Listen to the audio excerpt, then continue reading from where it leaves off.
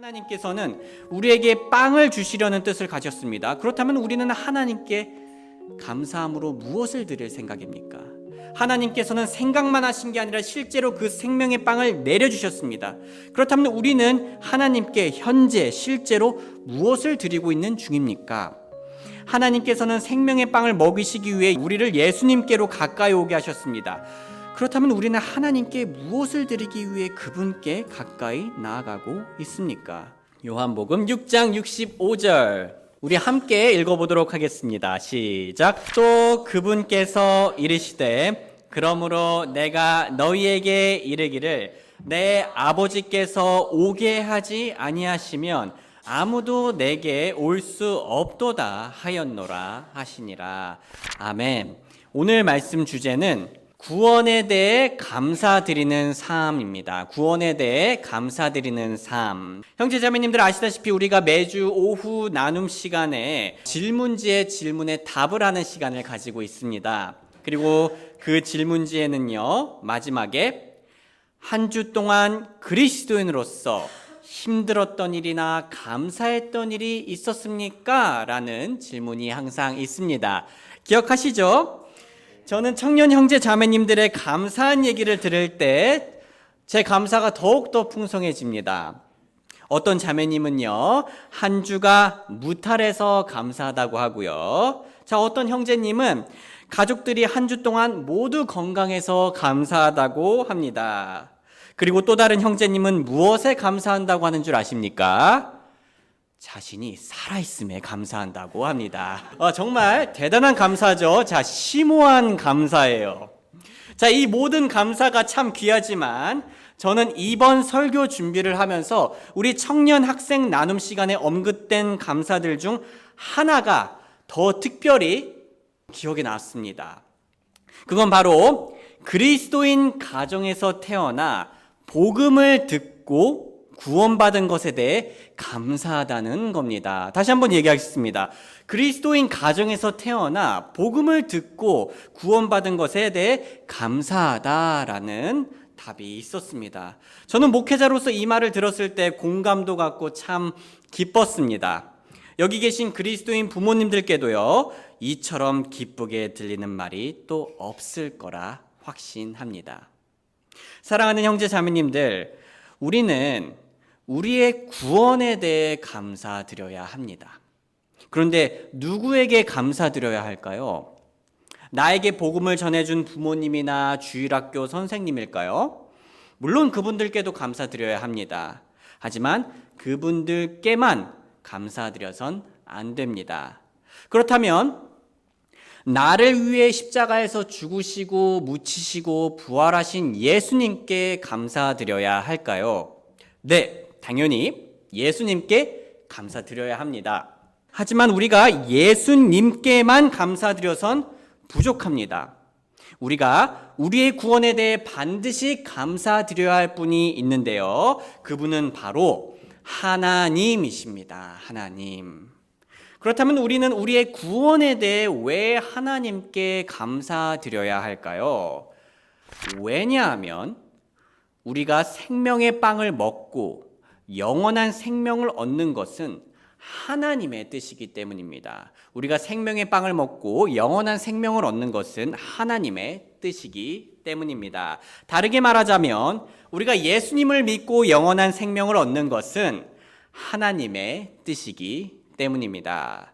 자, 이 말을 좀 더 잘 이해하기 위해서 지난주에 배웠던 내용을 다시 한번 복습해 보도록 하겠습니다. 형제자매님들, 지난 시간에 생명의 빵이 누구를 비유한 거라고 하였죠?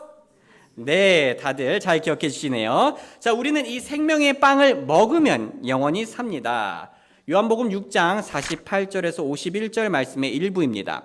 내가 곧 그 생명의 빵이로다. 나는 하늘로부터 내려온 살아있는 빵이니 사람이 이 빵을 먹으면 영원히 살리라. 자, 이 생명의 빵을 먹고 영원히 산다는 것은 무슨 의미입니까? 어떤 걸 비유한 거죠? 생명의 빵이신 예수님을 믿으면 영원히 산다는 겁니다. 요한복음 6장 40절 우리 한번 같이 읽어볼까요? 시작. 나를 보내신 분의 뜻은 이것이니 곧 아들을 보고 그를 믿는 모든 자가 영존하는 생명을 얻는 것이니라. 마지막 날에 내가 그를 일으키리라 하시니라. 자, 그런데 형제 자매님들, 우리가 이 구절을 방금 읽었는데요. 이 구절을 볼 때 이렇게 생명의 빵을 먹고 영원히 사는 것, 즉 예수님을 믿고 영원한 생명을 얻는 것이 누구의 뜻이라고 나와 있죠? 네, 맞습니다. 예수님을 보내신 분의 뜻, 곧 하나님의 뜻입니다. 우리를 구원하시려는 하나님의 확고하신 뜻은요, 십자가 형벌에 처하시기 전 예수님의 기도에서 분명하게 드러납니다. 누가복음 22장 42절 같이 읽겠습니다. 시작. 이르시되 아버지여, 만일 아버지의 뜻이거든 이 잔을 내게서 옮기시옵소서. 그러나 내 뜻이 아니었고 오직 아버지의 뜻이 이루어지기를 원하나이다 하시니. 성도님들, 참고로 말씀드리자면요, 예수님께서는 고통을 즐기시는 분이 아니셨습니다. 우리와 같은 몸을 가지셨기 때문에 육체의 고통을 피할 수 있다면 피하고 싶으셨죠. 하지만 예수님께서는 지금 누구의 뜻이 이루어지기를 더욱 원하신다고 하셨습니까? 아버지의 뜻이 이루어지기를 원한다고 하셨습니다. 그래서 예수님께서는요, 자신이 그 고통을, 십자가의 고통을 피하는 것보다 하나님 아버지의 뜻이 이루어지기를 더욱 원하신다라고 기도로 고백하고 있었던 겁니다. 그렇다면 하나님 아버지의 뜻은 무엇이었습니까? 예수님께서 그렇게 원하시고 갈망하셨던 그 아버지의 뜻은 무엇이었습니까? 하나님 아버지의 뜻은 우리의 구원을 위해 예수님께서 십자가 형벌로 나아가서 우리의 죄값을 대신 치르시는 것이었습니다. 소중한 성도님들, 우리는 여기서 우리의 구원을 향한 하나님의 뜻이 얼마나 강력했는지를 확인할 수도 있습니다. 우리의 구원을 향한 하나님의 뜻은요, 하면 좋고 아니면 말고처럼 변덕스러운 뜻이 아니었습니다. 하나님의 뜻은 아무런 희생도 치르지 않으려는 연약한, 빈약한 뜻이 아니었습니다. 우리를 구원하시려는 하나님의 뜻은 그 어떤 대가를 치르더라도, 심지어 자신의 독생자 예수님을 십자가에 내어주더라도 우리를 구원하시려는 확고한 뜻이었습니다.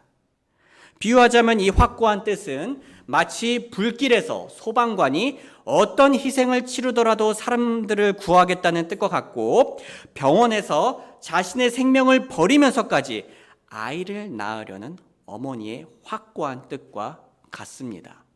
사실 하나님의 뜻은 그 소방관과 그 어머니 이상의 확고한 뜻이라고 말할 수도 있겠습니다. 성도님들, 저는 개인적으로 제 아들이 죽을 바에 차라리 제가 죽는 게 더 낫다고 생각을 합니다. 아마 부모님들은 다들 공감을 하실 거예요. 왜냐하면 제 아들은 저에게 너무 소중하니까요. 이처럼, 아니 그 이상으로 독생자 예수님은 하나님 아버지께 당연히 너무나 귀합니다. 하지만 하나님은 그 소중한 예수님까지 희생하실 정도로 우리의 구원을 향한 확고한 뜻을 품으셨다는 겁니다. 성도님들, 저는 제 목숨보다 더 소중한 제 아들을 희생시킬 만한 그 무엇도 상상할 수 없습니다. 하지만 하나님께서는 우리의 구원을 위해 기꺼이 그 희생을 감수하시려 했습니다. 우리의 구원을 위한 하나님의 뜻의 깊이와 높이가 상상이 가십니까? 저는 상상이 가지 않습니다. 그렇다면 형제 자매님들, 지금까지 이 사실들을 보았을 때 우리의 구원은 누구 덕분이라고 할 수 있겠습니까? 네, 바로 하나님 덕분입니다. 하나님께서 우리를 구원하시고자 하는 뜻을 품으신 덕분에 우리가 믿음을 통해 은혜로 구원을 받고 영원한 생명을 얻게 된 겁니다. 하나님께서 그 뜻을 품으지 않으셨다면, 하나님께서 그 뜻을 확고하게 품지 않으셨다면, 하나님께서 예수님을 십자가에 내어주실 만큼 그 뜻을 강력하게 품지 않으셨다면 우리는 구원받을 수 없었다는 얘기입니다. 그렇다면 우리가 그 뜻을 품으신 하나님께 감사드리는 것이 마땅치 않겠습니까? 그런데 우리 하나님께 감사해야 할 이유는 그뿐만이 아닙니다. 우리는 하나님께 감사드려야 합니다. 왜냐하면 하나님께서는 우리에게 생명의 빵을 먹이시려는 뜻을 품었을 뿐만 아니라 생명의 빵을 실제로 내려주셨기 때문입니다. 요한복음 6장 32절과 33절 말씀 같이 읽겠습니다. 시작. 그때 예수님께서 그들에게 이르시되 진실로 진실로 내가 너희에게 이르노니 모세가 너희에게 하늘로부터 그 빵을 주지 아니하였느니라. 오직 내 아버지께서 너희에게 하늘로부터 참 빵을 주시나니 하나님의 빵은 하늘로부터 내려와 세상에 생명을 주는 자니라 하시니라. 우리가 먹으면 영원히 살 수 있도록 생명의 빵을 보내신 분은 누구십니까? 하나님이십니다. 다시 말해 우리가 믿으면 영원히 살 수 있도록 예수님을 보내신 분은 하나님이십니다. 예수님께서는 자신이 하나님께서 보내신 분이란 것에 대해 자주 강조를 하시는데요. 요한복음 6장 38절에서 40절은 이렇게 얘기합니다. 나는 내 뜻을 행하려고 하늘로부터 내려오지 아니하고 나를 보내신 분의 뜻을 행하려고 내려왔느니라. 나를 보내신 아버지의 뜻은 이것이니 나를 보내신 분의 뜻은 이것이니 라고 하면서 예수님께서는 자신을 보내신 분이 하나님이시란 것을 계속해서 강조하고 있습니다. 참고로 성도님들, 하나님께서는 고귀한 손님에게 생명의 빵을 대접하기 위해 예수님을 보내신 게 아닙니다. 또는 그 생명의 빵을 스스로 살 수 있는 능력 있는 자를 위해 생명의 빵을 내려주신 게 아닙니다. 하나님께서는 우리가 하나님의 영광에 이르지 못하는 죄인이었을 때 우리가 가진 것으로는 절대 살 수도 볼 수도 맛볼 수도 냄새 맡을 수도 없었던 빵을 보내주신 겁니다. 우리는 우리의 구원에 대해 감사드려야 합니다. 왜냐하면 하나님께서는 우리를 구원하시려는 뜻을 품었을 뿐만 아니라 예수님을 직접 보내주셨기 때문입니다. 그런데 우리는 하나님께 더욱더 감사드려야 합니다. 왜냐하면 우리가 생명의 빵을 먹도록 오게 하신 분은 하나님이시기 때문입니다. 우리가 생명의 빵을 먹도록 오게 하신 분은 하나님이시기 때문입니다. 형제자매님들, 제가 유학 생활을 할 때, 미국에서 유학 생활을 할 때 불편했던 게 여러 가지가 있었습니다. 일단 언어가 달라서 불편했고요. 그리고 첫 수업이 오전 7시 30분에 있었던 것도 불편했습니다. 그런데 그중 가장 불편했던 게 뭐였냐면요, 사람들이 걸어 다닐 수 있는 인도가 없었어요. 그래서 당시에는 거기서 생활을 하려면 반드시 차가 있어야 했었습니다. 하지만 저에겐 차가 없었죠. 그래서 하루는 제가 다녔던 교회에서 미국인 남편을 두신 한국인 자매님이 저를 집에 초대해 준 적이 있었습니다. 너무 감사했어요. 그 자매님은 친절하게도 저에게 한국 음식을 요리해 줄 생각을 해 주셨습니다. 그리고 그 생각을 하셨을 뿐만 아니라 음식을 실제로 준비해 주셨습니다. 그리고 준비한 음식을 식탁에 내려놓으셨어요. 그런데 문제가 있습니다. 제가 그 집에 갈 수가 없어요. 저를 위해 음식을 준비해 주셨는데 제가 못 가는 거예요. 인도가 없기 때문에 걸어다가다가 차에 치여서 사고가 날 수도 있었고, 심지어 너무 멀었습니다. 제가 갈 수가 없었어요. 그래서 그 자매님의 남편분이 기숙사에 있던 저에게로 와서 차로 픽업해 주시고 자신의 집까지 데려와서 준비해 주신 음식을 먹을 수 있게 해 주셨습니다. 제가 한 건 아무것도 없었죠. 음식도, 그리고 그 음식에 오는 것까지도 다 그 가정이 해준 것이었습니다. 저에게 엄청난 친절을 베풀어 주셨어요.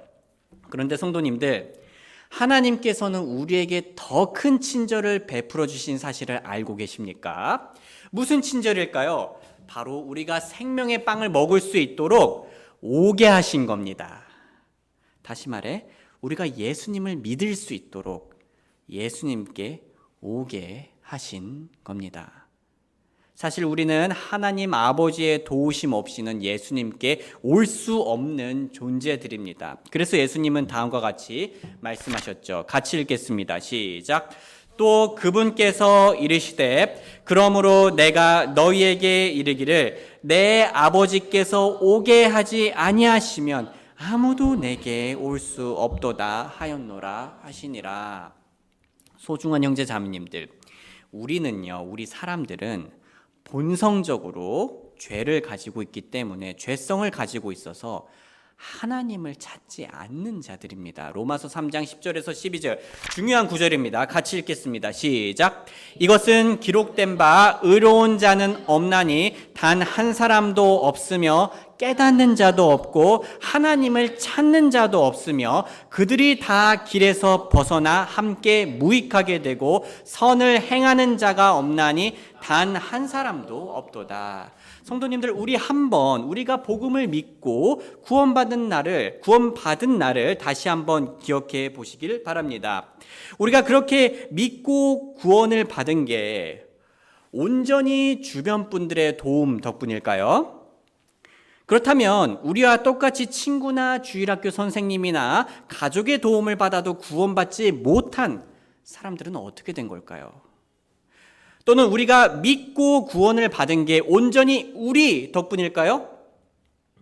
단지 우리가 잘 선택해서일까요? 물론 우리가 선택한 게 맞죠. 하지만 우리가 복음을 믿고 구원받은 게 단지 우리가 똑똑하고 합리적이고 지혜로워서 구원받은 걸까요? 그렇다면 왜 우리보다 훨씬 더 똑똑하고 합리적이고 지혜로운 사람들 중에서, 왜 우리보다 훨씬 더 도덕적으로 뛰어난 사람들 중에서는 같은 복음을 들어도 구원받지 못한 사람들이 있을까요? 사랑하는 형제 자매님들, 우리가 예수님을 믿고 구원받은 건 우리 주변 사람들이 대단해서가 아닙니다. 우리가 대단해서가 아닙니다.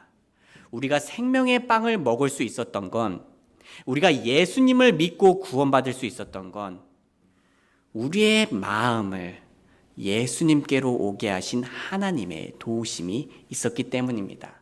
자, 더 풀어서 말하자면요. 자, 우리가 죄인이어서 깨닫지 못했을 때 깨닫게 해주시고, 우리가 하나님을 찾지 않았을 때 찾게 해주시고, 우리가 길에서 벗어났을 때 우리를 예수님께로 오게 하신 분은요, 바로 하나님이시라는 겁니다. 우리는 하나님 덕분에 구원받았습니다. 사실 우리는 한 사람이 구원받을 때 하나님의 도우심이 꼭 필요하다는 걸 이미 잘 알고 있어요. 누구나요? 그래서 우리가 다른 사람의 구원을 위해 무엇 합니까? 무엇 하죠? 다른 사람의 구원을 위해? 네, 기도를 합니다. 누구에게 기도를 하죠? 하나님께 기도를 합니다. 우리는 한 사람이 구원받기 위해서 하나님의 도우심이 필요하다는 걸 잘 알기 때문에 하나님께 기도를 합니다. 그리고 이미 구원받은 우리들은 그런 하나님의 도우심을 이미 경험해 본 자들이라고 할 수 있습니다. 그러므로 우리는 우리의 구원에 대해 하나님께 꼭 감사드려야 합니다. 지금까지 우리는 우리의 구원에 대해 하나님께 감사드려야 한다는 진리와 그 이유에 대해서 살펴보았습니다. 아마 대부분의 그리스도인들 분들은 오늘 말씀을 들은 후에 당연히 하나님께 감사하다고 고백을 할 겁니다. 하지만 중요한 건 입으로 하는 감사뿐만 아니라 행동으로 하나님께 감사하다고 말하는 겁니다. 사랑하는 형제 자매님들, 하나님께서는 우리에게 생명의 빵을 주셨죠. 그렇다면 우리는 이 감사한 마음을 가지고 하나님께 무엇을 드리는 삶을 살고 있습니까? 더 자세하게 얘기하자면 하나님께서는 우리에게 빵을 주시려는 뜻을 가졌습니다. 그렇다면 우리는 하나님께 감사함으로 무엇을 드릴 생각입니까? 하나님께서는 생각만 하신 게 아니라 실제로 그 생명의 빵을 내려주셨습니다. 그렇다면 우리는 하나님께 현재 실제로 무엇을 드리고 있는 중입니까? 하나님께서는 생명의 빵을 먹이시기 위해 우리를 예수님께로 가까이 오게 하셨습니다. 그렇다면 우리는 하나님께 무엇을 드리기 위해 그분께 가까이 나아가고 있습니까? 우리는 하나님께서 주신 영원한 생명에 대해 앞으로 어떻게 감사를 표현할 겁니까? 우리가 하나님께 합당한 것을 드려야 된다는 것을 강조하기 위해 계속 이 질문을 던지는 겁니다. 우리는 하나님께서 주신 그 영원한 생명에, 그 영원한 시간에 우리의 하루 중 정말 일부라도 드리고 있습니까? 소중한 형제 자매님들, 하나님께서는 생명의 빵을 주셔서 우리를 구원하시고 영원한 생명을 얻게 하셨습니다. 이제는 우리가 말로 다 표현할 수 없을 정도로 감사한 하나님께 우리의 모든 것을 다 드릴 차례입니다. 영원토록 감사해도 모자른 하나님께 기쁨과 사랑으로 반응할 차례라는 겁니다. 사랑을 받았으니 사랑을 드려야 합니다. 우리의 시간을 들여 하나님께 기도하고, 우리의 생각을 들여 하나님의 말씀을 읽고, 우리의 마음을 들여 하나님을 사랑하고 또 그분의 말씀대로 서로를 사랑해야 합니다. 우리 모두 우리가 받은 영원한 생명을 그분을 향한 사랑으로 가득 채우길 주님의 이름으로 소원합니다.